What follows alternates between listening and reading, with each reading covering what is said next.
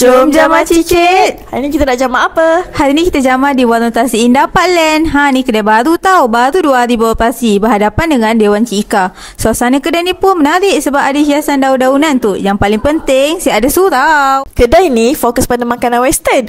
So kalau korang nak ubah angin sebab tekan nak western, bolehlah try. Diorang pun ada buat promo tau. Korang sebut je kaki jamah, automatik dapat diskaun 10%. Seronok kan? Sah sehingga 31 Mac. Ini antara makanan yang direkomend oleh owner.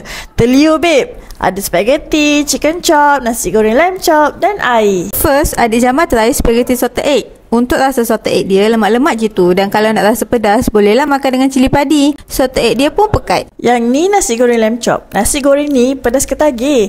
Sesuai sangat dengan tekak-tekak jauh yang suka pedas tu. Perapan lamb chop pun berasa. Kombinasi herba dan rempah memang ngam.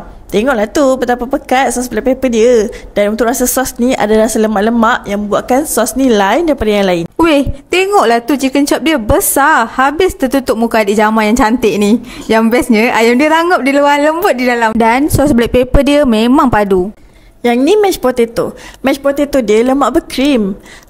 So benda grand opening ni diorang akan bagi free je tau. Tapi dalam minggu ni je. Ini memang favourite adik jamah, Ice blended mocha. Sebab adik jamah bukan penggemar kopi. Tapi yang ni serius sedap. Satu lagi. Tengoklah tu, besar dia bukan main. Ice blended green tea ni. Yang ni double size punya. Bolehlah share 2-3 orang. So overall adik jamah puas hati. Tapi sedih sebab akak jamah tak ada. Alah tak apa, hari ni kita repeat lagi. Sebab adik dah akak jamah approve.